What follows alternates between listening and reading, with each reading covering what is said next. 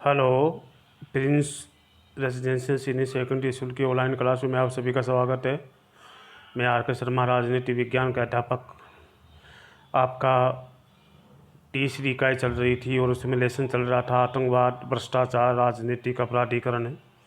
ये लेसन आपका चल रहा था, वो चल रहा है।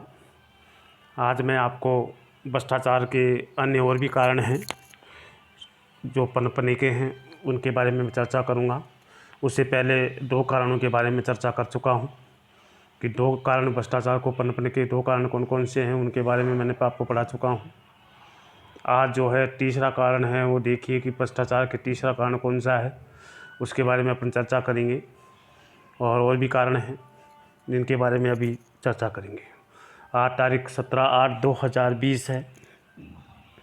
भ्रष्टाचार के पनपने के कारण व्यापारियों और राजनीतियों की साँठगांठ। भ्रष्टाचार को पनपने का सबसे बड़ा कारण माना जाता है कि व्यापारी और राजनीतिकों की साँठगांठ रहती है। तो ये दोनों में संपर्क रहता है। राजनीति महंगाई को बढ़ावा देती है, व्यापारियों के माल को रोक देती है या रुकवा देती है, जिससे भ्रष्टाचार बढ़ता है। इसलिए व्यापारी और राजनीतियों में गांठ-साठ हो जाती है तो जनता जो है इसका नुकसान उठाती है। ये भी एक भ्रष्टाचार का सबसे बड़ा महत्वपूर्ण कारण माना जाता है देश में। कई बार व्यापारी और नेताओं में परस्पर गठजोड़ हो जाता है। चुनाव में राजनीतिक बड़े व्यापारियों से आर्थिक सहायता मांगते हैं। जब चुनाव आते हैं तो राजनीतिक दल क्या करते हैं, बड़े बड़े व्यापारियों से आर्थिक सहायता या चंदे के रूप में पैसे मांगते हैं। लेकिन व्यापारी क्या शर्त रखता है कि हमें कोई फ़ायदा पहुंचाने वाले नियम या कानून बनाए जाएं, अगर आप जीत गए तो ये क्या है, साँठगांठ हो जाती है। तो इसके बदले हुए व्यापारी लाभ प्राप्त करने का प्रयास करते हैं। यही चक्कर भ्रष्टाचार को निरंतर बढ़ावा देता है। तो बहुत अच्छी बात कही कि भ्रष्टाचार का पनपने का सबसे बड़ा कारण व्यापारी और राजनीतिक में भ्रष्टाचार होता है। दोनों में साँठगांठ होती है, संबंध होता है। ये भी एक भ्रष्टाचार को बढ़ाने में सबसे बड़ा कारण माना जाता है। इसलिए जब चुनाव आते हैं तो राजनीतिक दल क्या करते हैं, बड़े बड़े व्यापारियों से चंदा लेते हैं। और वो बड़े बड़े व्यापारी चंदा तो देते हैं, लेकिन राजनीतिक से लाभ उठाने की कोशिश करते हैं, ज़्यादा से ज़्यादा लाभ उठाने का जो प्रयास करते हैं ताकि उनको अधिक से अधिक लाभ हो। तो ये चक्कर जो है चलता रहता है। ये चक्कर भ्रष्टाचार का जो चक्कर है हमेशा चलता रहता है, लगातार निरंतर बढ़ता जाता है। तो ये भी एक भ्रष्टाचार का पनपने का सबसे बड़ा कारण माना जाता है। चौथा कारण है भ्रष्टाचार को नियंत्रित करने वाले कानूनों का अभाव है। भारत में भ्रष्टाचार को दूर करने वाले कानून बहुत ही कम हैं, नामात्र के हैं तो वो सही ढंग से लागू नहीं है या सही ढंग से उसका इस्तेमाल नहीं किया जाता। तो कहीं ना कहीं जो है भ्रष्टाचार पनपने का कारण जो है कानूनों का भी माना जाता है। भारत में भ्रष्टाचार को समाप्त करने के लिए कोई अलग से विभाग नहीं है और ईमानदार कर्मचारी और ईमानदार अधिकारी की काम नहीं करने दिया जाता है।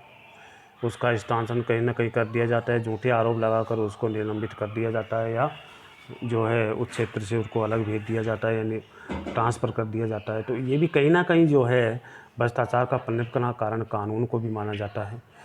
इसलिए जो ईमानदार होते हैं, सही होते हैं, उनको आरोप लगा करके या गलत फंसा करके उसको स्थानांतरण कर दिया जाता है। तो ये भी एक भ्रष्टाचार को बढ़ावा देने में सबसे बड़ा कारण माना जाता है।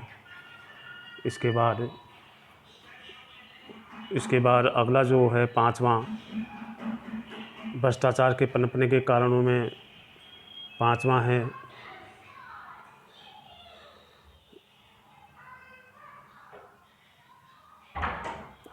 है सरकार द्वारा भ्रष्टाचार को नियंत्रित करने से कोई कठोर कदम नहीं उठाया जाता। लोकपाल और लोकायुक्त की स्थिति बहुत प्रभावशाली नहीं है। ये भी एक कारण माना जाता है भ्रष्टाचार पनपने का। पांचवा है दल समर्थकों को सार्वजनिक पद प्रदान करना। जब कोई दल सत्ता में आता है तो अपने पक्ष के लोगों को ही सार्वजनिक पद पर विराजमान किया जाता है और वो अपने लोगों को ही फ़ायदा पहुंचाने की कोशिश करते हैं। तो आज राजनीति में जातिवाद और भाई भतीजावाद का प्रभाव सबसे ज़्यादा चल रहा है। ये भी हमारे भ्रष्टाचार को पनपाने में सबसे बड़ा कारण माना जाता है, क्योंकि एक बार सत्ता में आने पर लोग यह भूल जाते हैं कि नैतिकता भी उसके जीवन का एक अंग होता है या नहीं। नैतिकता विरोधी भावना ही भ्रष्टाचार को पनपाने में अपना काम करती है। तो दल समर्थकों को भी सार्वजनिक पद प्रदान कर दिया जाता है। जब कोई दल सत्ता में आता है तो अपने पक्ष के लोगों को ही सार्वजनिक पद पर विराजमान करता है या नियुक्त करता है। आज राजनीति में जातिवाद और भाई भतीजावाद चल रहा है, क्योंकि एक बार सत्ता में आने पर लोग जो हैं यह भूल जाते हैं कि नैतिकता क्या चीज़ होती है। तो नैतिकता विरोधी भावना ही भ्रष्टाचार को बढ़ाने में अपना योगदान देती है। उसके बाद छठा जो पॉइंट है, त्रुटिपूर्ण। आज के युग में निर्वाचन प्रणाली बहुत ही दूषित होती जा रही है। राजनीतिक चुनाव में विजयी उम्मीदवार की आय के स्रोतों को प्रस्तुत किया जाना चाहिए कि चुनाव के दौरान जो भी धन खर्च होता है उसका लेखा जोखा होना चाहिए। ऐसा न होने के कारण भ्रष्टाचार बढ़ावा मिलता है। तो ये भी एक भ्रष्टाचार का सबसे बड़ा कारण माना जाता है। त्रुटिपूर्ण व्यवस्था है चुनाव प्रणाली।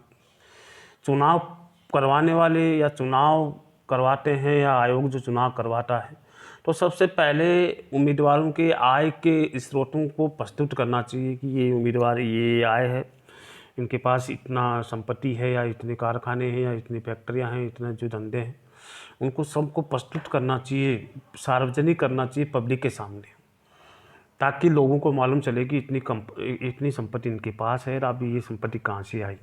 तो लेखा जोखा होना चाहिए, धन खर्च का लेखा जोखा भी होना चाहिए और उसका लेखा जोखा होना चाहिए। ऐसा नहीं करने से भ्रष्टाचार को बढ़ावा मिलता है। तो देखिए, भ्रष्टाचार को बढ़ावा देने वाले बहुत कारण हैं और भी हैं। आज मैंने 4 कारण बताए हैं, 4-5 कारण के बारे में बताया है। 4 कारण में जो सबसे पहले तीसरा कारण जो मैंने आपको बताया भ्रष्टाचार को रोकने का, जो तीसरा कारण है वो व्यापारी और राजनीतिक के बीच में साँठगांठ होती है और वो अपनी मनमानी करते हैं। व्यापारी अपने लाभ उठाने के लिए चंदा या फंड देते हैं ताकि जिसकी सरकार हो उसी का फ़ायदा उठाया जा सके। चौथा कारण है भ्रष्टाचार को नियंत्रित करने वाले कानून का अभाव पाया जाता है। तो ईमानदार कर्मचारी, अच्छे कर्मचारी जो है अपना ईमानदारी दिखाने के लिए कार्य करते हैं, लेकिन उनको या तो किसी कार्य में उनको फंसा दिया जाता है या किसी मामले में उसको दोषी ठहरा दिया जाता है या उनका ट्रांसफ़र कर दिया जाता है। तो ये भी एक भ्रष्टाचार का पनपने का सबसे बड़ा कारण माना जाता है। उसके बाद जो मैंने 5वां बताया, दल समर्थकों का सार्वजनिक पद प्रदान करना। जो अपने नज़दीकी होते हैं या अपने आप को या अपने पक्ष के जो व्यक्ति होते हैं उनको सार्वजनिक पद दे दिया जाता है और वो उस पद का गलत प्रयोग करते हैं। तो आज की राजनीति में जातिवाद और भाई भतीजावाद की भावना निरंतर बढ़ती जा रही है। ये भी सबसे बड़ी समस्या मानी जाती है भ्रष्टाचार को पनपने में। इसके बाद त्रुटिपूर्ण जो है कानून है या प्रणाली है वो सही ढंग से लागू नहीं कर पाती है। चुनाव में व्यक्ति की सही संपत्ति का आकलन नहीं हो पाता है। ये भी एक भ्रष्टाचार को पनपने का सबसे बड़ा कारण माना जाता है। तो भ्रष्टाचार को बढ़ावा देने में इसका भी योगदान सबसे ज़्यादा माना जाता है। तो ये कहीं ना कहीं जो है भ्रष्टाचार को पनपने का कारण जो सबसे ज़्यादा माने जाने वाले में माना जाता है कि भ्रष्टाचार क्यों पनपता है, इन कारणों को मैंने आपको बताया है। कहीं ना कहीं कानून भी दोषी है, कहीं ना कहीं अधिकारी भी दोषी हैं या सही ढंग से कानून नहीं है। तो कहीं ना कहीं भारत में भ्रष्टाचार को पनपने में इन चीज़ों का महत्व सबसे ज़्यादा है। इसीलिए भ्रष्टाचार भारत में फैल रहा है। इसको फैलने से रोकने के लिए हमें कई प्रकार के कदम उठाने होंगे, कई प्रकार के कानून बनाने होंगे, जब भी भ्रष्टाचार को दूर किया जा सकता है। तो इसलिए भ्रष्टाचार को दूर करने के लिए हमें कहीं ना कहीं प्रयास करने चाहिए, ताकि भ्रष्टाचार दूर हो सके और भारत में अच्छी सोच हर व्यक्तियों का काम हो सके, शांति से जी सके। तो कहीं ना कहीं कानून भी दोषी है, कहीं ना कहीं व्यक्ति भी दोषी हैं जो भ्रष्टाचार पनपाने पे अपना सहयोग करते हैं। तो देखिए, आज मैंने जो आपको भ्रष्टाचार के पनपने के जो तीसरा कारण मैंने आपको पढ़ाया, व्यापारी राजनीति की साठगांठ है। चौथा कारण पढ़ाया, भ्रष्टाचार को नियंत्रित करने वाले कानूनों का अभाव हमारे देश में पाया जाता है। अगला जो मैंने पढ़ाया, दल समर्थन को सार्वजनिक पद प्रदान करना और त्रुटिपूर्ण व्यवस्था या चुनाव व्यवस्था पाई जाना, तो कहीं ना कहीं यही कारण सबसे ज़्यादा होते हैं, पाया जाता है। तो आज मैं आपको विद्यार्थी को कहना चाहता हूं कि कुछ विद्यार्थियों की ही होमवर्क चेक हो पाया है, स्कूल में आ नहीं पाए या किसी कारण से, तो आपको कहा गया है कि स्कूल की वेबसाइट पे अपनी PDF फाइल बना करके डाल दी, ताकि हमें मालूम चले कि आपने काम किया है या नहीं किया है। हम नोट कर रहे हैं कि किसी ने दिखाया है, किसी ने नहीं दिखाया है। तो प्लीज़ समय समय पे जो है अपना काम पूरा करें, और जो आपको दिशा निर्देश दिए जाते हैं उनका पालन करें, ताकि आपकी पढ़ाई का कोई लॉस नहीं हो, ताकि हम भी आगे की रणनीति अपनाएं, ताकि आपका नुकसान नहीं हो। इसलिए विशेषकर ध्यान रखें। और आज के टॉपिक में इतना ही है, आगे जो है और कारण हैं उनके बारे में चर्चा करेंगे। आज बस इतना ही है। जय हिंद।